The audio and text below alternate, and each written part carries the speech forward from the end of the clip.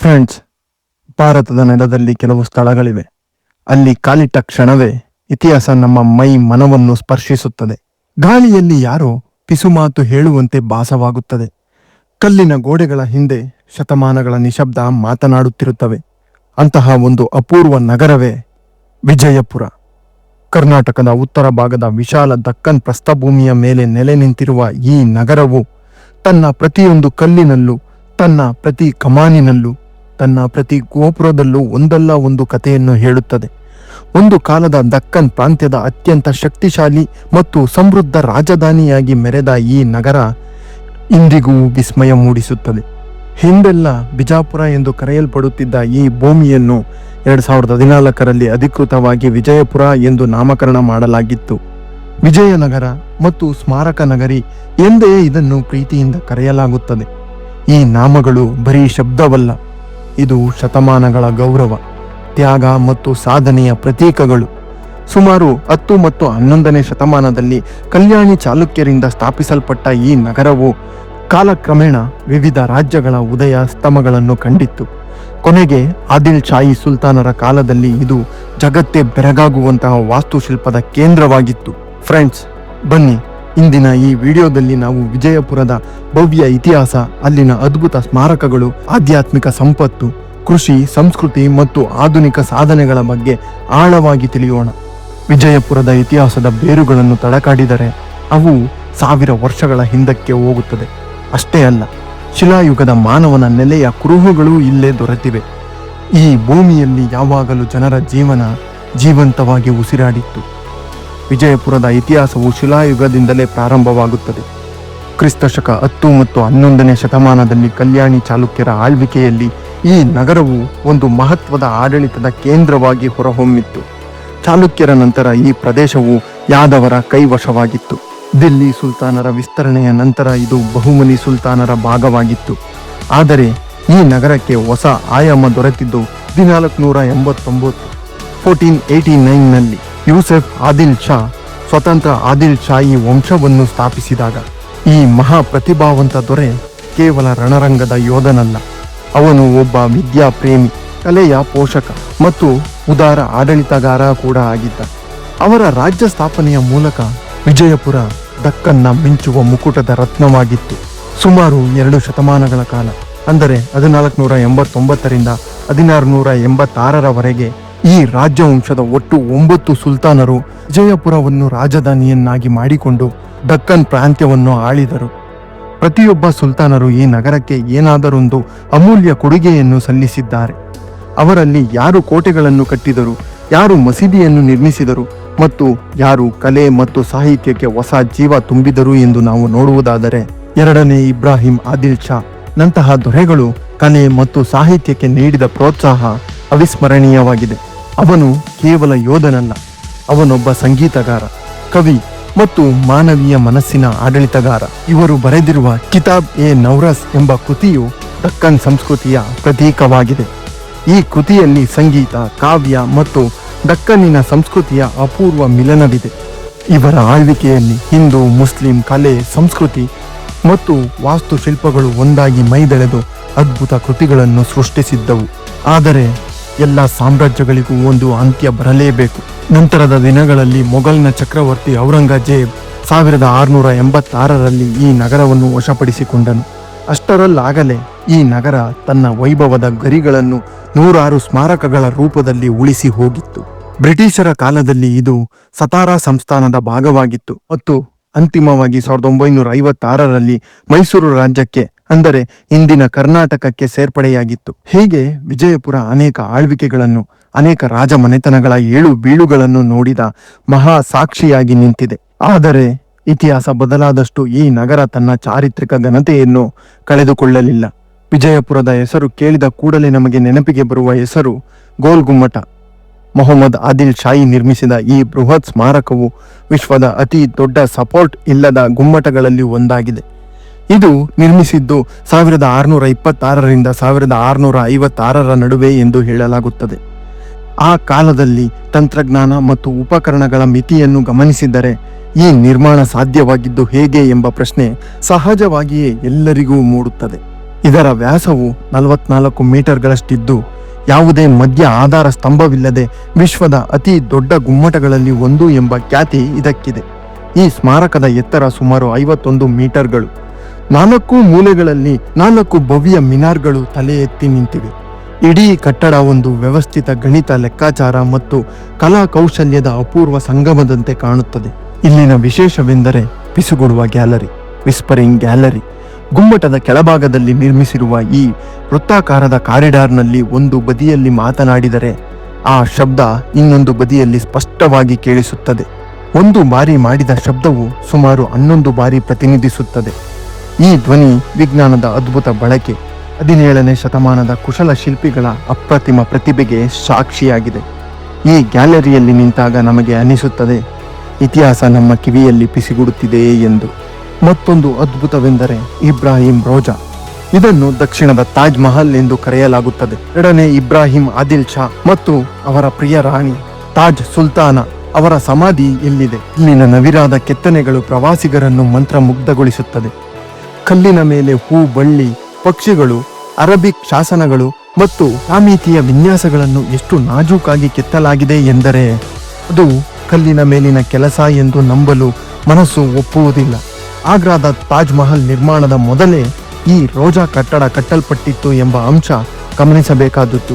ಕೆಲವು ಇತಿಹಾಸಗಾರರು ಇಬ್ರಾಹಿಂ ರೋಜಾದ ಕೆತ್ತನೆ ಕಲೆ ತಾಜ್ ಮಹಲ್ಗೆ ಸ್ಫೂರ್ತಿ ನೀಡಿತ್ತು ಎಂದು ಅಭಿಪ್ರಾಯ ವ್ಯಕ್ತಪಡಿಸುತ್ತಾರೆ. ನಿಜವಾಗಿಯೂ ವಿಜಯಪುರ ಭಾರತದ ವಾಸ್ತುಶಿಲ್ಪ ಇತಿಹಾಸಕ್ಕೆ ಅದ್ಭುತ ಕಾಣಿಕೆ ನೀಡಿದ ನಗರ. ಬೃಹತ್ ಕಿರಿದಾದ ಕಮಾನುಗಳನ್ನು ಹೊಂದಿರುವ ಬಾರ್ ಕಮಾನ್ ಇಲ್ಲಿನ ಇನ್ನೊಂದು ಪ್ರಮುಖ ಆಕರ್ಷಣೆ.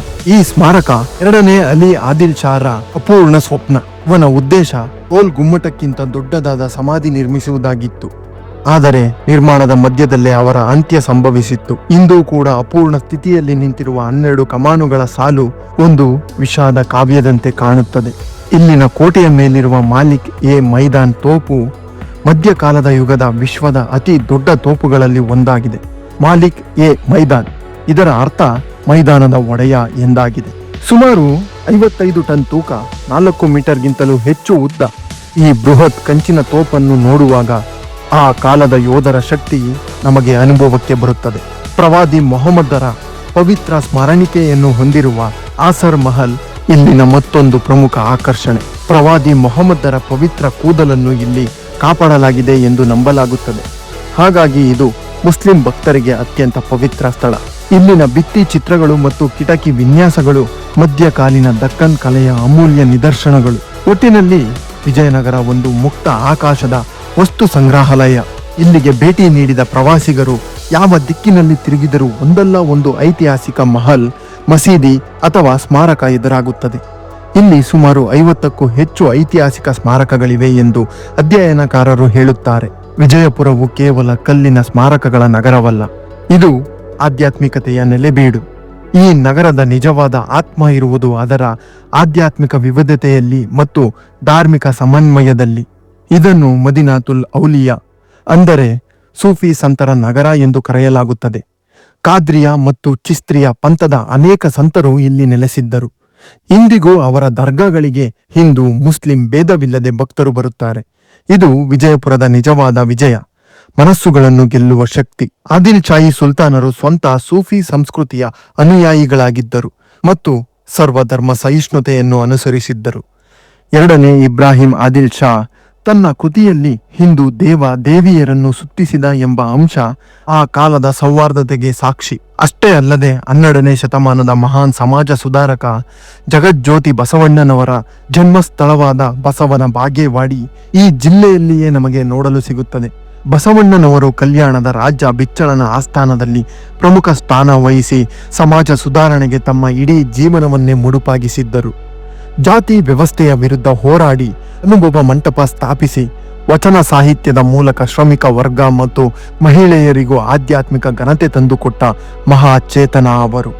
ಕಾಯಕವೇ ಕೈಲಾಸ ಎಂಬ ಬಸವನ ತತ್ವ ಇಂದಿಗೂ ಪ್ರಸ್ತುತವಾಗಿದೆ.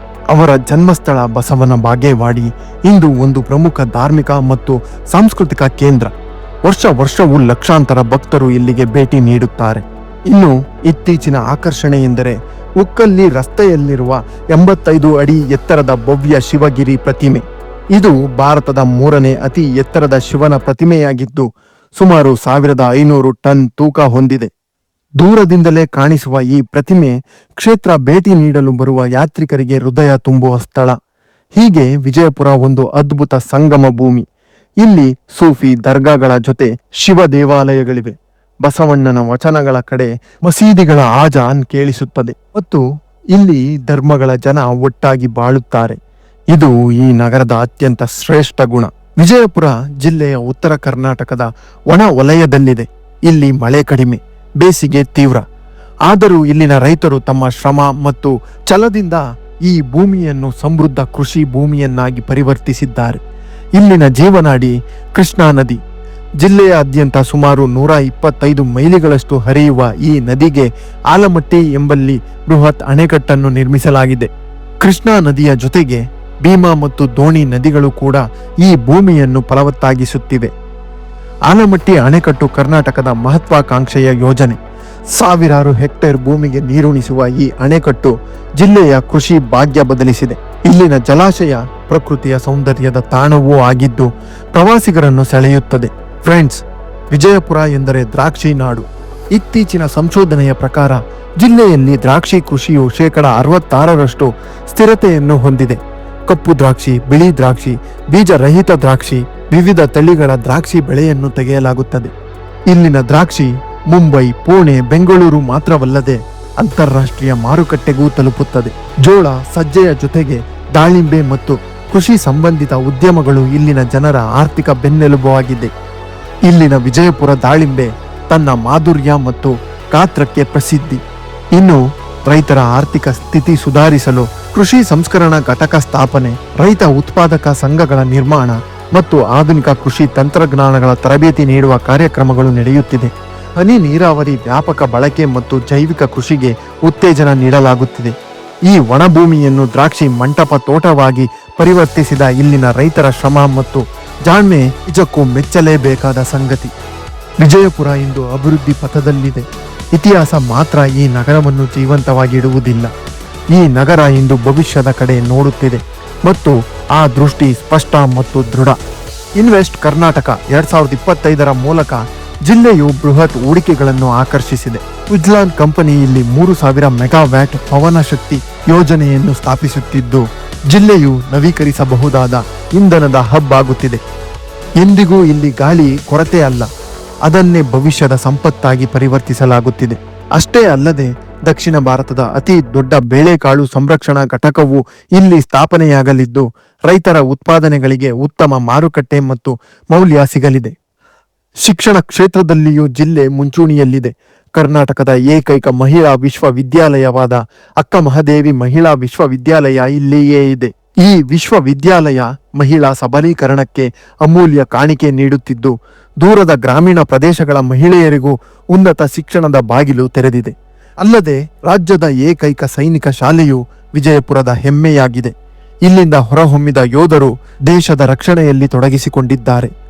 ಕ್ರೀಡೆಯಲ್ಲಿ ವಿಶೇಷವಾಗಿ ಸೈಕ್ಲಿಂಗ್ ಅಲ್ಲಿ ಇಲ್ಲಿನ ಕ್ರೀಡಾಪಟುಗಳು ಅಂತಾರಾಷ್ಟ್ರೀಯ ಮಟ್ಟದಲ್ಲಿ ಮಿಂಚುತ್ತಿದ್ದಾರೆ. ಕಬಡ್ಡಿ, ಕುಸ್ತಿ ಮತ್ತು ಕ್ರಿಕೆಟ್ನಲ್ಲಿಯೂ ಕೂಡ ಇಲ್ಲಿನ ಯುವ ಪ್ರತಿಭೆಗಳು ಗಮನ ಸೆಳೆಯುತ್ತಿದ್ದಾರೆ. ಮೂಲ ಸೌಕರ್ಯ ಅಭಿವೃದ್ಧಿಯಲ್ಲಿ ಕೂಡ ವಿಜಯಪುರ ವೇಗವಾಗಿ ಮುನ್ನಡೆಯುತ್ತಿದೆ.